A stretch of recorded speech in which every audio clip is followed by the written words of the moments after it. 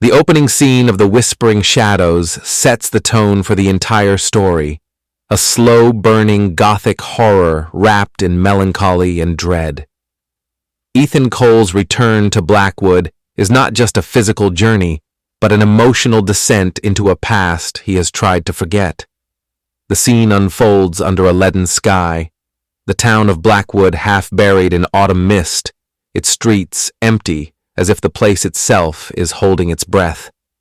Ethan's car rumbles over cracked asphalt, past boarded-up storefronts and rusted lampposts flickering with weak, jaundiced light.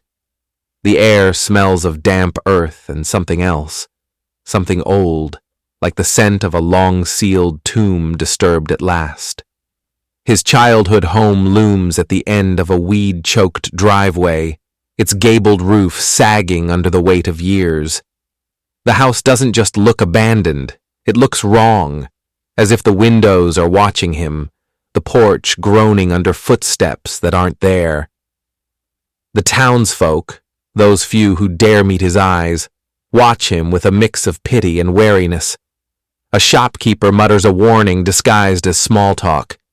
"You ain't staying long, are ya?" Inside, the house exhales the stale breath of decades. Dust swims in the thin light, and the floorboards creak like bones settling. Ethan's fingers brush over the faded wallpaper, the same pattern from his childhood, now peeling like dead skin. His reflection in a grimy mirror flickers just for a second, as though something moves behind him. And then, as he stands at the threshold of his father's study, the first whisper comes. Not a word, not even a voice, just a breath against his ear, so cold it raises goose flesh. When he spins around, there's nothing. But the silence now feels deliberate, as if the house is pretending to be empty when it very much is not. This scene isn't just about setting, it's about infection. The horror doesn't crash in, it seeps, like groundwater rising through a coffin. By the time Ethan steps inside, the story has already sunk its hooks into him, and the audience knows, whatever waits in Blackwood, it's been waiting for him a long, long time. Ethan Cole sits in the dimly lit office of Blackwood and Graves, attorneys at law, a place that smells of yellowed paper and old wood polish. The lawyer, a gaunt man with hollow cheeks and a voice like dry leaves, slides a sealed envelope across the desk. Inside is his father's last message, not a heartfelt letter, but a cold, legal will, and a single line scrawled in shaky handwriting. Beware the whispers. Ethan frowns. The lawyer offers no explanation, only a tight-lipped warning that the house is legally his now, along with its history. The way he says it makes Ethan's skin prickle. As he steps back into the muted daylight of Blackwood's main street, he's intercepted by Mara Voss, the town's unofficial historian, a woman with sharp eyes and a guarded demeanor. She doesn't offer condolences. Instead, she asks, point blank, "Do you know what happened in that house?" Before Ethan can answer, she tells him about the disappearances, how, decades ago, people would vanish near the property, first a child, then a traveling salesman, then a whole family. The police called it tragedy. The townsfolk called it something else. Your father spent years trying to prove it was just superstition, Mara says. But toward the end, he stopped leaving the house, started boarding up the windows. People said he was talking to the walls. Ethan scoffs, but his grip tightens on the will. The lawyer's words echo in his mind. The house is yours now. And then, as if the universe is laughing at his skepticism, a gust of wind rattles the storefront signs, and for just a second, the whispering returns. Not words, not wind, just a hiss of something alive, slithering past his ear before vanishing. Mara doesn't react, but the way she watches him, like she's waiting for him to hear it too, tells Ethan everything he needs to know. This isn't just inheritance. It's a warning. The night swallows Blackwood whole. Ethan Cole lies awake in his childhood bedroom, the air thick with the scent of mothballs and mildew. The house groans around him, its old bones settling in a way that feels too deliberate, too much like something moving in the dark. He tells himself it's just the wind, then the whisper. At first, it's barely there, a sigh woven into the creak of floorboards, a murmur tangled in the rustle of the trees outside. Ethan sits up, straining his ears. Silence. He exhales, rubs his face. Just exhaustion. But then it comes again. Closer. A voice without a body. Not words, not yet, just syllables, half-formed, slithering out of the dark like smoke. It curls around his ears, cold and intimate, the way a lover might speak before betrayal. His breath hitches. The room feels smaller suddenly, the walls pressing in. He flicks on the lamp. Nothing. Just the same faded wallpaper, the same dust-coated furniture. But the air hums with something alive. Driven by a mix of dread and defiance, Ethan ventures into the hallway. The house is a maze of shadows, each doorway a mouth waiting to snap shut. His father's study looms ahead, its door slightly ajar. Hadn't he closed it earlier? Inside, the desk is littered with papers, a layer of dust disturbed as if recently rifled through. And there, tucked beneath a yellowed map of Blackwood, is a journal. His father's. The pages are a storm of frantic handwriting, ink blotted with what might be sweat or tears. Phrases leap out. They're in the walls. The whispers aren't just sounds. They're names. They remember us. And then, at the bottom of one page, smeared as if written in haste, Ethan, if you're reading this, they've already found you. A floorboard creaks behind him. Ethan whirls around. The doorway is empty, but the whisper returns, louder now, hungrier, and this time it laughs. The morning light does nothing to warm Blackwood. Ethan steps into the town's lone diner, its neon sign flickering like a dying pulse. The clatter of cutlery stills as he enters. Eyes dart away a second too late. He's no longer just the prodigal son. He's the heir to the haunted house, and the air hums with unspoken warnings. Mara sits in a corner booth, a spread of old newspapers and photographs between them. She doesn't bother with small talk. Blackwood was never supposed to be here, she says, sliding a brittle map across the table. It's hand-drawn, centuries old, marking the land as consecrated ground in faded ink. The first settlers ignored the warnings, built right over the burial pits. Ethan's fingers hover over the map. What kind of burials? Mara's voice drops. Not human, at least not entirely.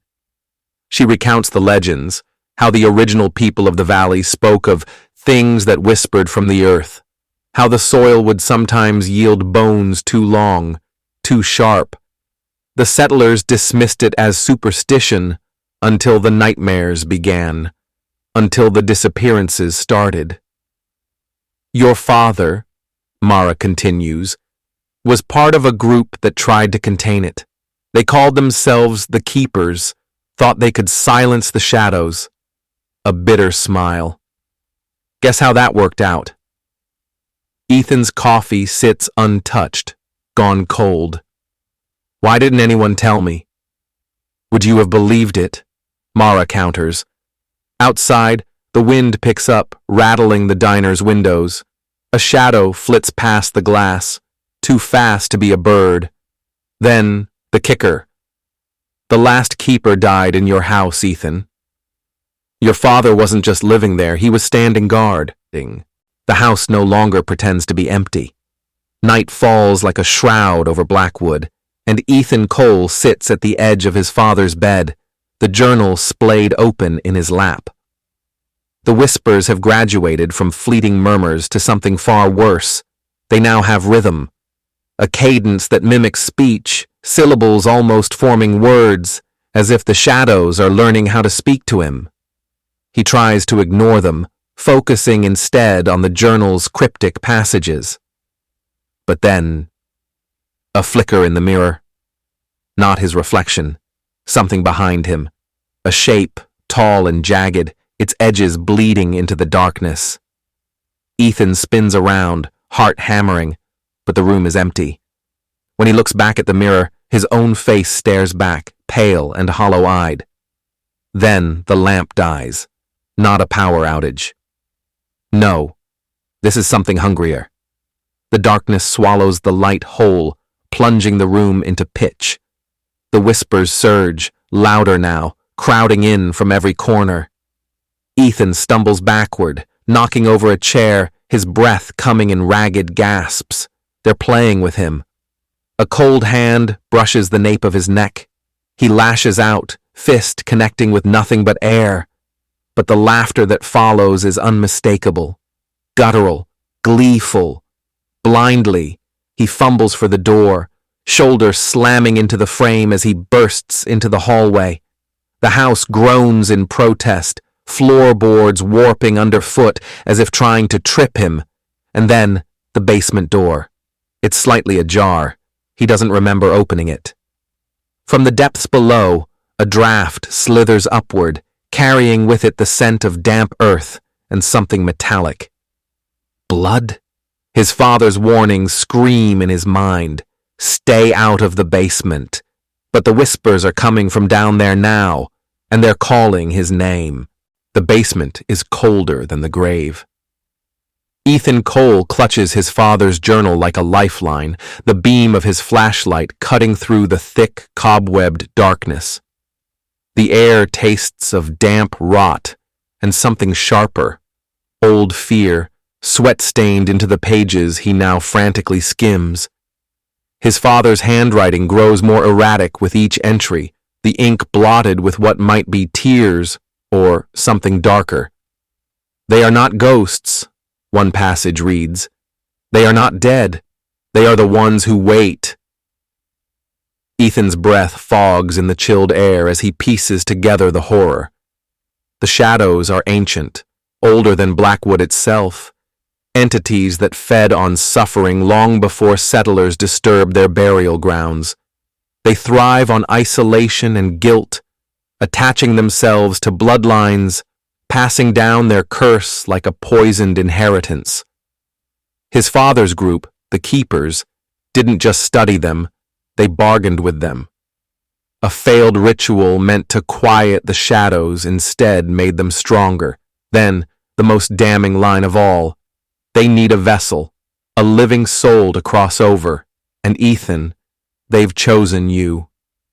A floorboard creaks above him. Ethan freezes. The whispers erupt, not from the walls but from the journal itself. The ink on the pages moves, swirling into new words before his eyes. Look behind you. Ethan wakes with a gasp, his mouth dry, his skin slick with sweat. He doesn't remember going to bed. The journal lies splayed open on the floor beside him, its pages crumpled as if gripped in a fist, his fist, but he has no memory of touching it. The last thing he recalls is reading those damning words in the basement, the ink writhing like something alive. Now, dawn bleeds through the curtains, and the house is too quiet, too waiting. He staggers to the bathroom, bracing himself against the sink.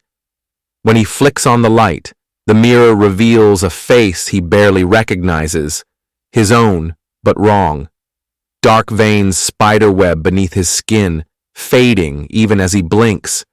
His left eye twitches, the pupil dilated too wide, the black of it swallowing the hazel. Just fatigue, he mutters. The reflection's lips keep moving a second after his stop. Ethan recoils, heart jackhammering, but when he looks again, it's just him, pale, shaken, human.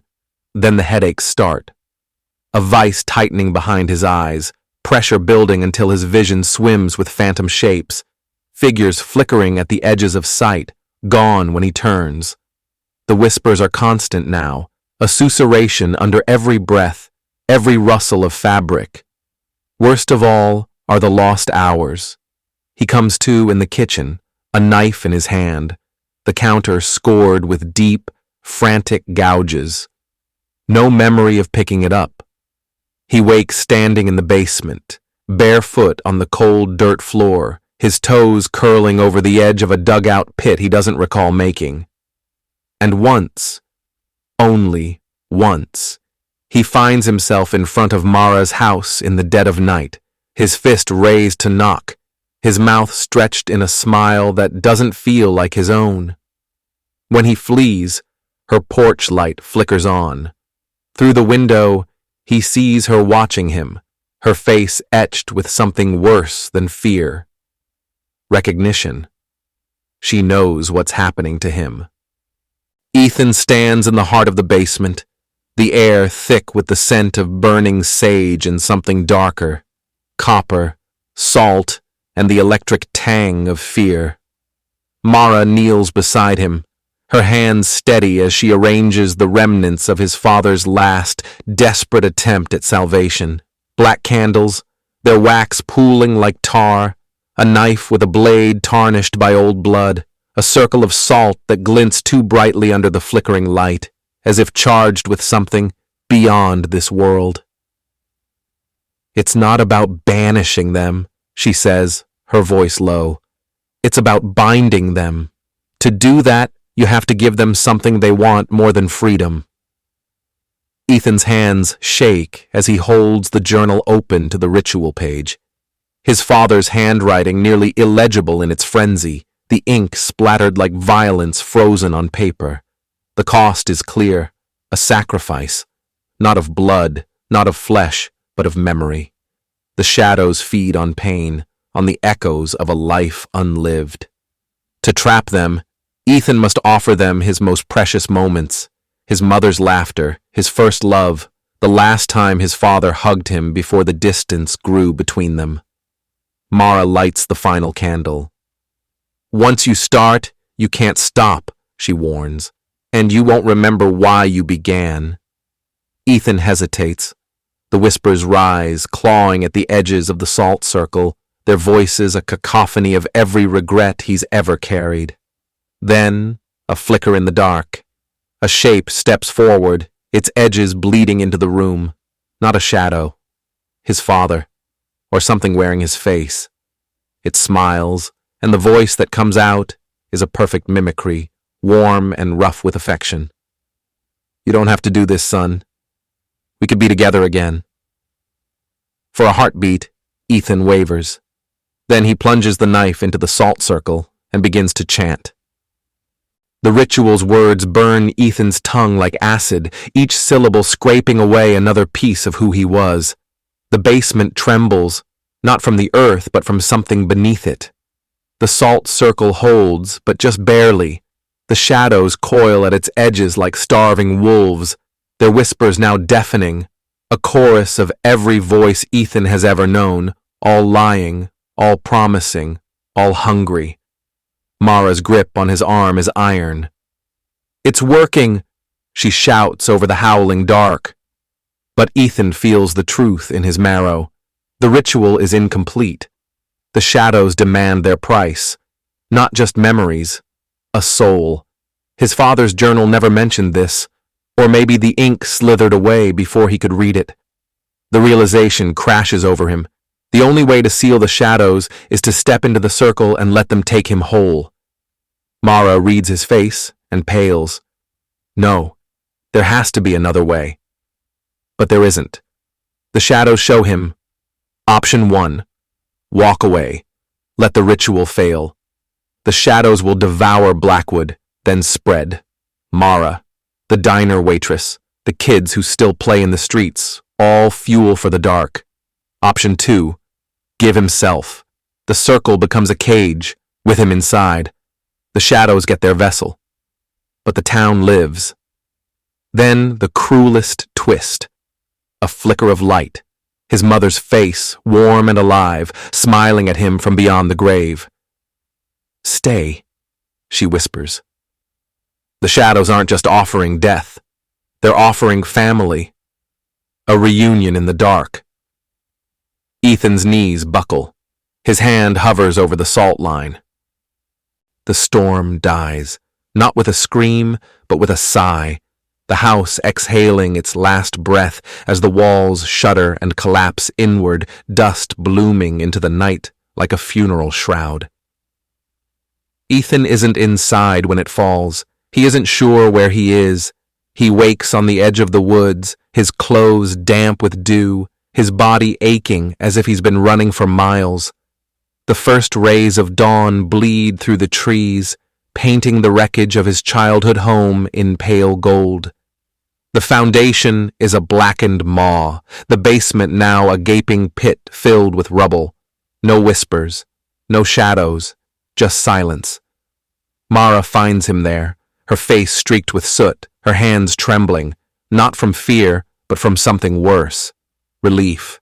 She doesn't ask if he's okay. She already knows. Did it work? Her voice is raw. Ethan opens his mouth to answer, and hesitates, because he doesn't remember. The ritual, the choice, the moment of sacrifice, it's all fractured, like a dream upon waking. He knows, logically, that he must have done something. The shadows are gone. The town is safe. But when he tries to recall the details, his mind skitters away, as if touching something hot. Mara studies him, her eyes flickering over his face. Then slowly, she reaches out and brushes his cheek. "You're cold," she murmurs. Ethan looks down at his hands. The veins beneath his skin are just a little too dark. The motel mirror is cheap and slightly warped, the kind that distorts edges just enough to make a face unfamiliar.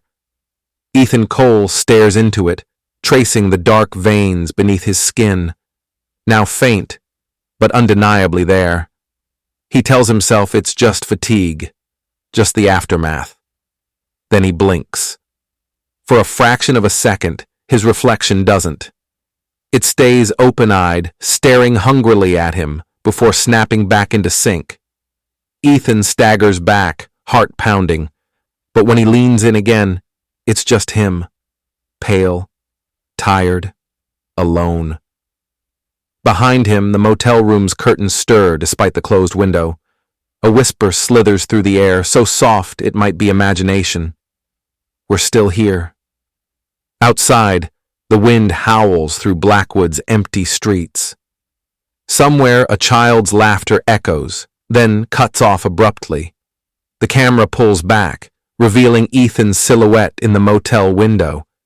And just before the screen fades to black, two shadows stand where there should only be one. Thanks for watching. If you enjoyed this video, hit that like button, subscribe, and ring the bell for more. Let me know your thoughts in the comments. I'd love to hear from you. See you in the next one. Bye for now.